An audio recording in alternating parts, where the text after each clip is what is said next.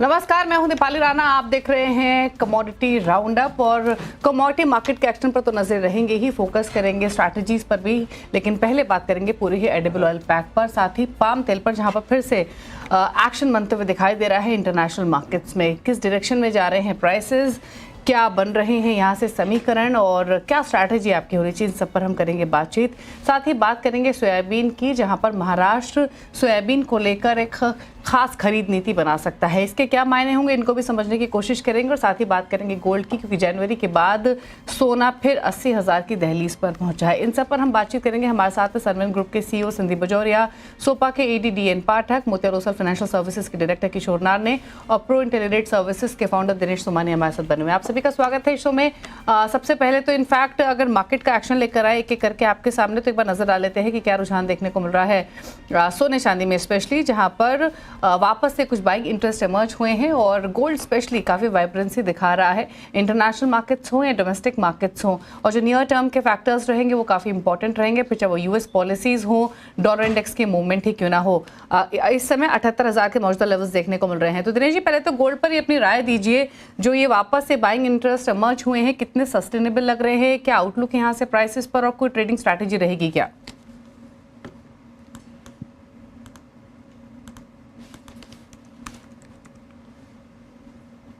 दिनेश जी, आपको ऑडियो मिल रही है? मुझे मुझे मुझसे सवाल है। हाँ जी, हाँ जी। गोल्ड पर आपकी क्या राय रहेगी दिनेश जी?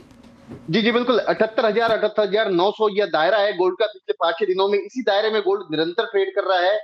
जो भी डेट आ रहा है वो गोल्ड के लिए काफी सकारात्मक नहीं है। डिस्पाइट इसके बावजूद गोल्ड 78,000 के ऊपर निरंतर सस्टेन कर रहा है। तो अंडरटोन कहीं ना कहीं कुछ बुलिश है। मुझे लगता है 78,050, 78,060, यहाँ कहीं 150 से 200 रुपए का डिप मिलता है तो खरीदारी का अवसर ढूंढना चाहिए।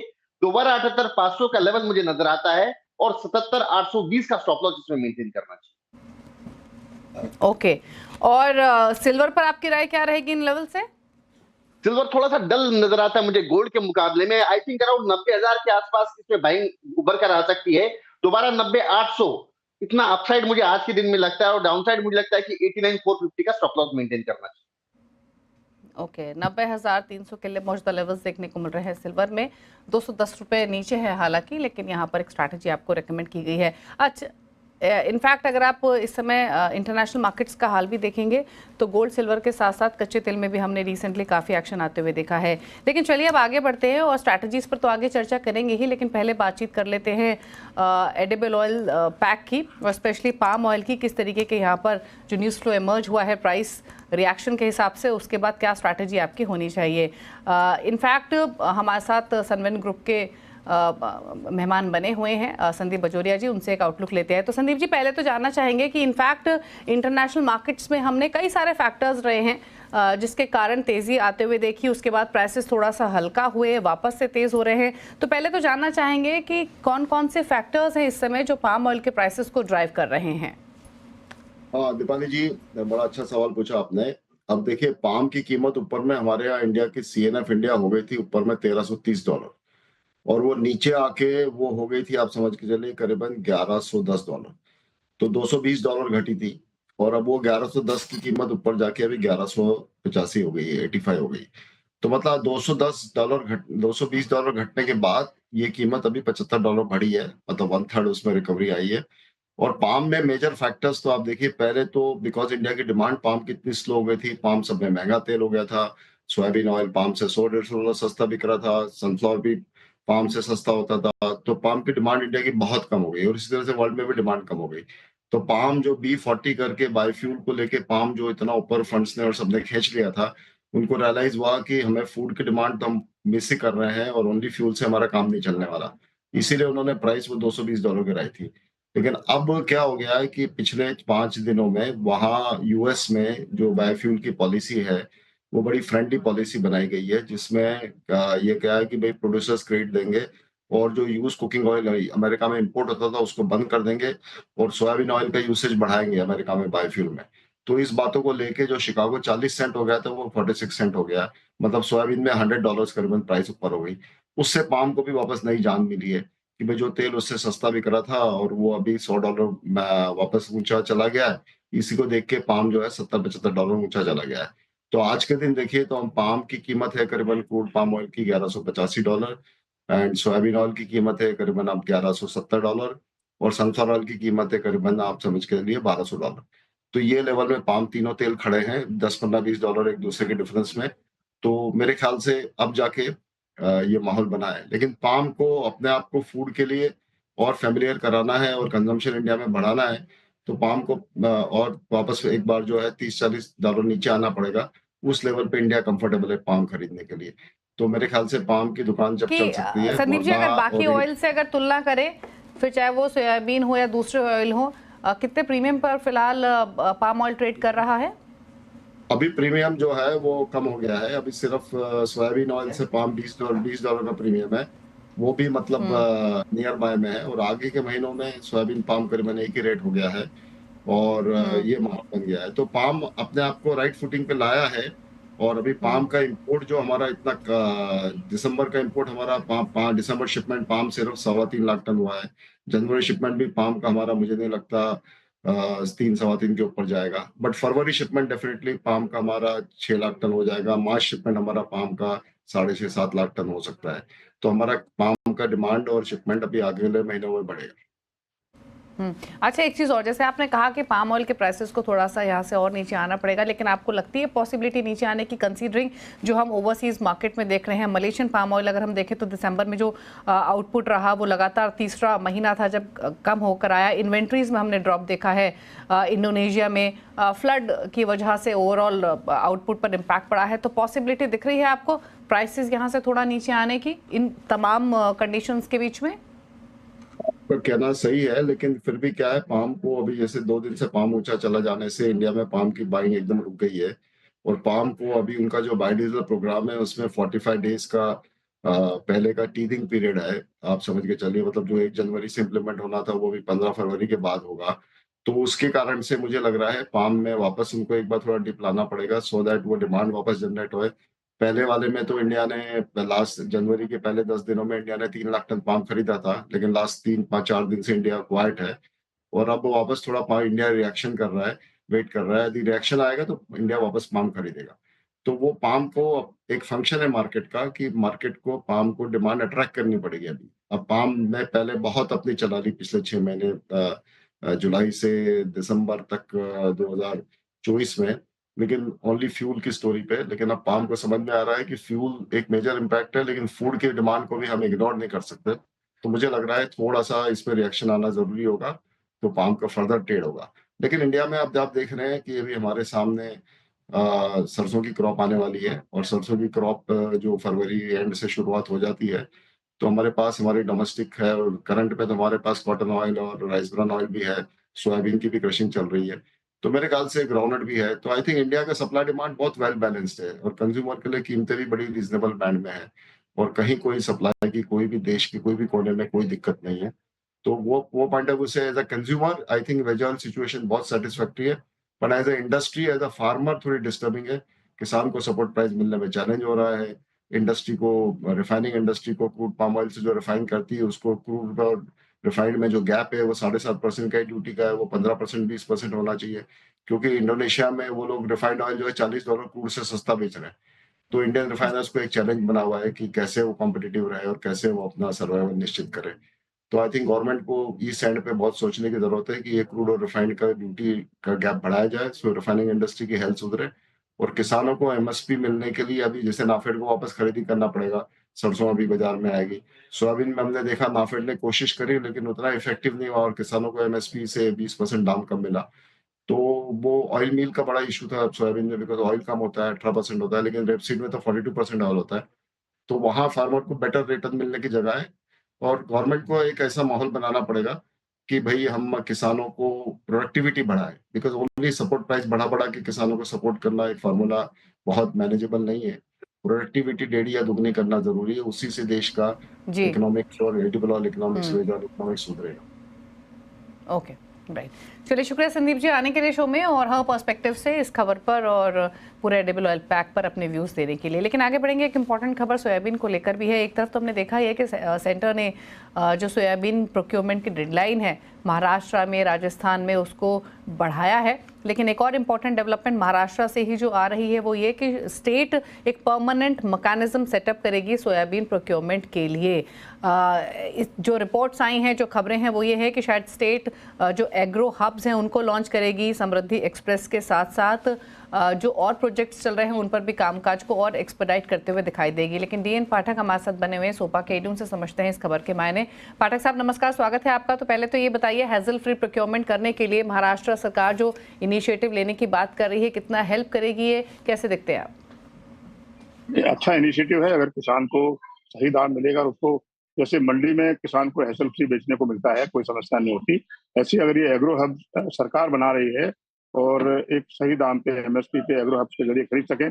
आपने देखा होगा जो नेफेड की खरीदी है वो 13 लाख खरीद करना था, लेकिन फिर भी हो नहीं पाया उतना ज्यादा, क्योंकि कुछ ना कुछ समस्याएं बनी रहती है सरकारी खरीदी में। अगर ये एग्रो हब बनाए तो अच्छी खबर है, इंडस्ट्री के लिए भी अच्छा है और किसान के लिए तो अच्छा है ही। अच्छा, एक चीज़ और, आपको लगता है कि जो रजिस्ट्रेशन रहेगा किसानों का इस पूरे ही प्रोक्योरमेंट प्रोसेस के थ्रू वो और बेहतर होते हुए दिखाई देगा? क्योंकि नवंबर से शुरुआत हुई है, अक्टूबर तक ही कंप्लीट होने का पूरी एक्सपेक्टेशंस हैं, बट किस तरीके का रिस्पॉन्स फार्मर्स के थ्रू आप एक्सपेक्ट कर रहे हैं? देखिए, महाराष्ट्र गवर्नमेंट काफी प्रोग्रेसिव गवर्नमेंट है काम करने में। अगर उन्होंने कोई स्कीम बनाई है कि वो किसानों के हित के लिए हो, तो वो शायद अच्छी स्कीम बनाएंगे और रजिस्ट्रेशन प्रोसेस और बाकी जो प्रोसेसेस हैं वो पिछली गलतियों से और पिछली कमियों से सीख के अच्छी स्कीम बनेगी। ऐसी मुझे पूरा विश्वास है कि स्कीम बहुत अच्छी रहेगी, सबके लिए ठीक रहेगी।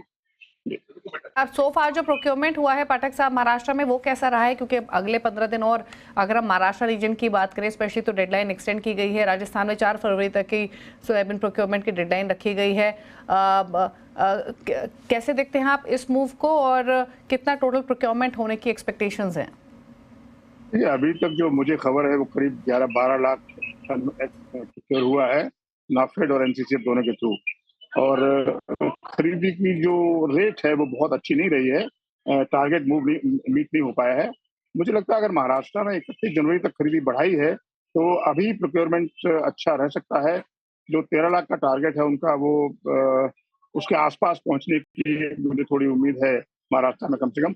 राजस्थान में जो क्रॉप बहुत ज्यादा नहीं होती है, राजस्थान में बढ़ाया तो वहां भी किसान अभी माल लेके आए, क्योंकि अभी मॉइस्चर की समस्या भी नहीं है, बाकी समस्याएं भी नहीं है। तो मुझे लगता है जो तो ओवरऑल टारगेट है वहां तक तो पहुंचने की बिल्कुल भी संभावना नहीं है, लेकिन उसके कुछ नजदीक कम से कम महाराष्ट्र में पहुंच सकते हैं। अच्छा पाठक साहब, क्विकली एक चीज़ और, वो है सोयामील के एक्सपोर्ट के नंबर्स। जो दिसंबर में एक्सपोर्ट बढ़ा है, 2.77 लाख टन रहा है। यूरोप से काफ़ी अच्छी डिमांड रही है जिसके कारण एक्सपोर्ट्स में इजाफा देखा है। कैसे देखते हैं आप ये आगे यहाँ से गोइंग फॉरवर्ड, और कैसी डिमांड दिख रही है? देखिए, ये जो एक्सपोर्ट है ये पिछले 3 महीने के पुराने सौदे थे जो अभी जा चुके हैं। जनवरी में कुछ एक्सपोर्ट में फिर भी देख रहा हूँ करीब 1-1.5 लाख टन। लेकिन गोइंग फॉरवर्ड मुझे नहीं लगता कि इस तरह का मूवमेंट रह पाएगा कि 2.5 लाख महीने में एक्सपोर्ट हो पाए।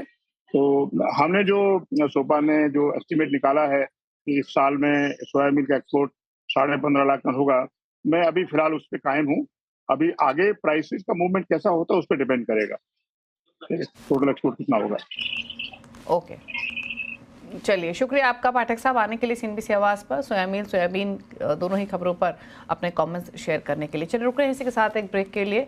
हमारे साथ किशोर नाने हैं, साथ ही साथ दिनेश सुमानी हैं, दोनों से बात करेंगे स्ट्रैटेजीज पर। एक छोटे से ब्रेक के बाद जल्द वापस आते हैं। राउंड अप, और हमारे साथ किशोर नाने बने हुए हैं, साथ ही हमारे साथ दिनेश सुमानी भी हैं। फोकस करते हैं स्ट्रैटेजीज पर। हमने ब्रेक में जाने से पहले शो की शुरुआत में इनफैक्ट गोल्ड सिल्वर पर दिनेश जी की राय तो ली थी, लेकिन क्विकली किशोर का व्यू भी ले लेते हैं। किशोर, जो ट्रंप पॉलिसीज को लेकर अनसर्टेनिटी है उसके कारण भी हमने वापस एक रिन्यूड बाइंग इंटरेस्ट गोल्ड में आते हुए देखा। यूएस का जो डेटा रहेगा वो भी फोकस में रहेगा। एक फेडरल रिजर्व की पॉलिसी पाथ क्या रह सकता है उसको लेकर एक इंडिकेशन मिलेंगे, बट न्यूअर टर्म में कैसे देखते हैं आप गोल्ड की चाल को? क्या रेंज रह सकती है और क्या स्ट्रैटेजीज? आई थिंक वैशाली, इसमें मुझे लगता है कि शॉर्ट टर्म में ये पुल बैक रैली है। आई थिंक जो वीकनेस है वो बरकरार रहेगा शॉर्ट टर्म के लिए। ये जो साल है 2025 का, हमारे हिसाब से कि ये 2 पहलू का साल रहेगा। कि पहले एक क्वार्टर जो है स्पेशली कमोडिटीज के लिए वीक रहेगा एंड डॉलर के लिए मजबूत रहेगा। और प्रिडोमिनेंटली आप अगर देखें तो जो मैक्रो इकोनॉमिक डेटा भी अगर देखें कि यूएस का जो जॉबलेस क्लेम्स कम होते जा रहे हैं, नॉन फार्म पेरोल्स बढ़ गया है, अनएम्प्लॉयमेंट रेट कम हुआ है, एक US economy as a whole अभी भी बहुत ही अच्छा कर रहा है।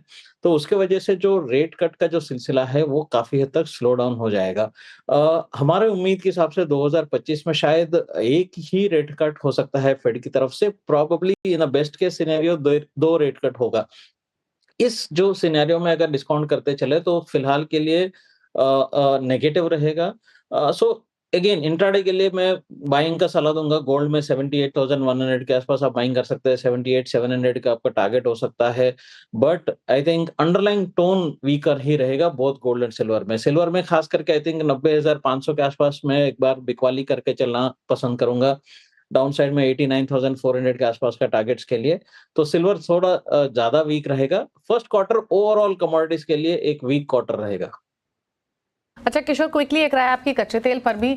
स्लोली एंड इवेंचुअली कच्चा तेल अब $80 के पार ट्रेड कर रहा है, यानी अगर आप इंटरनेशनल मार्केट्स में देखें तो ब्रेंट अब ऑलमोस्ट क्लोजर टू $81 के आसपास है और 4 मंथ्स हाइज पर यह भी कारोबार कर रहा है। रशिया सैंक्शन इम्पैक्ट के कारण ये तेजी इस तेजी को सपोर्ट मिला है। कैसे देखते रहे हैं आप यहाँ से प्राइसेस को, और भी ऊपर जाने का पोटेंशियल है? जैसा आपने बताया कि एक्चुअली रशियन सैंक्शंस, अभी जो नया सैंक्शंस आ रहा है, आई थिंक उससे करीब 7 से 8 लाख बैरल के आसपास का जो क्रूड है मार्केट से हट जाएगा। तो उस हिसाब से यहाँ पे तो शॉर्ट टर्म तेजी बने रहेगा। हमारे हिसाब से तो यहाँ पे even medium term to short term दोनों में इसमें तेजी कंटिन्यू रहना चाहिए। इंट्राडे के हिसाब से अगर देखें तो 6,780 का जो लेवल्स है वो इंट्राडे में हम लोग बाइंग का सलाह दे सकते हैं। 6,720 का नीचे आप स्टॉप लॉस मेंटेन करना चाहिए। 6,920 का टारगेट रख सकते हैं। अगेन थोड़ा सा यहाँ पे रिस्क हायर है, ऑलरेडी 10% यही महीना रैली कर चुके हैं। थोड़ा बहुत डिप्स में यहाँ पे खरीदारी करेगा तो बेहतर रहेगा। बट अगर आपको थोड़ा रिस्क कम लेना है तो ऑप्शंस में ट्रेडिंग कर सकते हैं एट द करंट लेवल्स। आपको 6,700 का जो कॉल ऑप्शन है वो एक बेहतर विकल्प हो सकता है। ओके, चलिए, तो ये कच्चे तेल पे एक स्ट्रैटेजी आपको रिकमेंड की गई है किशोर के थ्रू। अब बात कर लेते हैं बेस मेटल्स के, जहां पर तेजी तो हमने देखी। आज का सेशन अगर हम प्रिसाइसली देखें तो बिल्कुल फ्लैट कारोबार होते हुए दिखाई दे रहा है, फिर चाहे वो कॉपर हो, एल्यूमिनियम हो, जिंक, लेड तो इनफैक्ट थोड़े लाल निशान में ही हैं। दिनेश जी, कैसे देखते हैं आप पूरे बेस मेटल पैक को? क्या व्यू है यहाँ से फर्दर प्राइस मूवमेंट को लेकर, और कोई ट्रेड जो रिकमेंड करें? जी बिल्कुल, कॉपर को अगर हम देखते तो 790 के लेवल से ये 830 मतलब करीब 40 रुपए की तेजी ऑलरेडी इसमें आ चुकी है। और एक तरफा तेजी आई, मुझे लगता है कुछ हद तक यहाँ पर थोड़ा सा कंसोलिडेट कर सकता है। आई थिंक 830 के अराउंड इंट्राडे के हिसाब से बिकवाली की जा सकती है 823 के लक्ष्य के लिए, और 833 का इसमें स्टॉप लॉस मेंटेन किया जा सकता है। ओके, तो कॉपर पर एक ट्रेड ले सकते हैं। 828 के लेवल्स पर ये कर रहा है कारोबार। अच्छा किशोर, क्विकली एक नेचुरल गैस पर भी आपकी राय चाहिए। यहाँ पर हम हायर लेवल से थोड़ी प्रॉफिट टेकिंग देखते हैं, लेकिन नीचे की तरफ वापस से रिन्यूड बाइंग इंटरेस्ट देखने को मिला है। जो तेजी हमने रिसेंटली देखी उसमें अभी कितना और दम बाकी है? क्या डिप्स पे अभी भी लेना चाहिए? क्योंकि अभी भी 330, 335, 40 इसी रेंज में कारोबार होते हुए दिखाई दे रहा है। क्या स्ट्रैटेजी रिकमेंड करेंगे नेशनल गैस पर? आई थिंक दीपाली, यहाँ पे प्रॉब्ली अगेन ये हाईली वॉलेटाइल कमोडिटी है, थोड़ा सा रिस्क फैक्टर ज्यादा रहता है यहाँ पे। फिलहाल के लिए मुझे लगता है कि यहाँ पे शॉर्ट टर्म वीकनेस बने रहेगा। मेरे हिसाब से 330, 331 तक आपको डाउन साइड है, बहुत ज्यादा नहीं है, 3-4 रुपए है, विच इज रफली अराउंड 1% के आसपास। सो इंट्राडे के लिए अगर आपको ट्रेड करना है तो प्रॉब्ली 340, 341 के आसपास यहाँ पे थोड़ा अगर रैली मिलता है तो वहां पे बिकवाली करके चलिए। 330 के आसपास का टारगेट्स रख सकते हैं। बट जैसा आपने बताया कि मीडियम टर्म अगर आप आउटलुक चाहते हैं तो प्रॉब्ली 360 तक भी आपको अपसाइड है। सो एटलीस्ट 355, 360 तक अपसाइड है। डाउन साइड में कहीं पे भी आपको 325, 330 के नीचे जो लेवल्स है वो बिल्कुल मीडियम टर्म के लिए यहाँ पे बाइंग का लेवल्स बन सकता है। ओके, चलिए, तो मीडियम टर्म और नियर टर्म दोनों ही पर्सपेक्टिव से आपको राय दी गई है। इमीडिएट अगर स्ट्रैटेजी बनानी है तो बिकवाली का ही ट्रेड लेकर चले। किशोर से आगे रुपए पर भी राय लेंगे, लेकिन उससे पहले एग्री कमोडिटी पैक पर क्विकली नजर डालें तो स्पाइसेस के पूरे पैक में दबाव देखने को मिल रहा है। बाकी कोई खास एक्शन बाकी एग्री कमोडिटीज में नहीं है। लेकिन दिनेश जी, धनिया, टर्मरिक और जीरा तीनों ही कमजोरी के साथ कारोबार कर रहे हैं। स्पाइसेस के पैक पर या ओवरऑल किसी और एग्री कमोडिटी में कोई ट्रेड आप लेना चाहेंगे? कॉटन सीड ऑयल किक और ग्वार सीड, मुझे लगता है ये दो काउंटर थोड़े से स्ट्रांग है। बाकी तो डल मोमेंट है, एकदम लैकलस्टर एक्टिविटीज है। और जो जीरा है खास करके एकदम बिकवाली के मोड में है, 23,000 के नीचे ट्रेड कर रहा है। आई थिंक ये 21,800 या 22,000 के लेवल दिखा सकता है आने वाले समय में। मार्च का जीरा काफी कमजोर नजर आता है, बट कॉटन सीड ऑयल के मुझे लगता है 2790 फरवरी कॉन्ट्रैक्ट बाय किया जा सकता है 2830 के लिए, और 2767 का स्टॉप लॉस इसमें मेंटेन किया जा सकता है। मैं फरवरी कॉन्ट्रैक्ट का कॉल दे रहा हूँ कॉटन सीड ऑयल केक का। और गुआरसीड मुझे लगता है 5420 5430 के आसपास बाइंग की जा सकती है 5500 के टारगेट के लिए, और 5370 का स्टॉप लॉस मेंटेन किया जा सकता है। ओके अच्छा किशोर, आपकी राय रुपए पर क्या रहेगी? रिकॉर्ड लोज हमने कल के सेशन में टच होते हुए देखे, लगातार वीकनेस यहाँ पर परसिस्ट कर रही है, डॉलर इंडेक्स की मजबूती, कच्चे तेल की तेजी और साथ ही साथ जो फॉरेन कैपिटल आउटफ्लोज हम कंसिस्टेंटली देख रहे हैं, तमाम मिले-जुले फैक्टर्स जो कि प्रेशर डाल रहे हैं। क्या इतना स्लिप होगा रुपया, ये एक्सपेक्ट किया था आपने? और प्लस यहाँ से और वीकनेस देखने को मिल सकती है क्या? इतना स्लिप होगा या आई थिंक टाइमिंग थोड़ा सा मिसमैच है। प्रॉब्ली हम लोग एक्सपेक्ट कर रहे हैं कि ये जो लेवल्स है probably end of first quarter तक आएगा एंड सेकंड क्वार्टर तक आपको 87 के लेवल्स देखने के लिए मिल सकता है, बट वो बहुत ही जल्दी आ गया है। सो एक्सपेक्टेशन बिल्कुल था, बट आई थिंक टाइमिंग इतना फास्ट एंटिसिपेटेड नहीं था। ऑफ कोर्स जो डॉलर इंडेक्स है और डॉलर जो ऑलमोस्ट 2 साल के हाई पे नजदीक में पहुंच गया है, जैसा मैंने पहले भी बताया कि US economy is doing extremely well, and अभी तो फिलहाल के लिए हम लोग को लगता है कि इस लेवल्स पे थोड़ा स्टेबलाइज हो जाएगा। अगेन 15 दिन का यूनियन बजट है। अभी तक इस गवर्नमेंट ने काफी हद तक फिस्कल प्रूडेंस दिखाया है मार्केट को। अगर ये कंटिन्यू रहेगा तो कुछ हद तक रुपये को एक कॉन्फिडेंस मिल जाएगा, बट अगर कुछ स्लिपेजेस अगर देखते हैं कि अगर फिस्कल स्लिपेजेस अगर देखते हैं तो यहाँ से फर्दर डिप्रिशिएट होने का आशंका है। तो मुझे लगता है कि 8720 8730 के नीचे स्लिप होना बहुत डिफिकल्ट है at this current juncture. Probably anything close to 8620 तक एक थोड़ा सा रिकवरी एक्सपेक्ट कर सकते हैं। अगेन बजट के बाद इसमें फर्दर क्लैरिटी आता है कि डायरेक्शन को लेकर। ओके चलिए, बजट के बाद थोड़ी सी क्लैरिटी मिलेगी, लेकिन यहाँ वीकनेस परसिस्ट करेगी। जो कमजोरी हमने रिसेंटली देखी है वो एटलीस्ट उन्हीं लेवल्स के आसपास रुपया ट्रेड करते हुए दिखाई देगा। Thank you Kishore and Dinesh ji, आप दोनों का ही आने के लिए शो में और अपनी स्ट्रैटेजीज व्यू सभी कमोडिटीज पर देने के लिए। इसी के साथ एक ब्रेक का वक्त हो गया है। ब्रेक उस पर आप लेकर आएंगे फ्यूचर एक्सप्रेस। नमस्कार।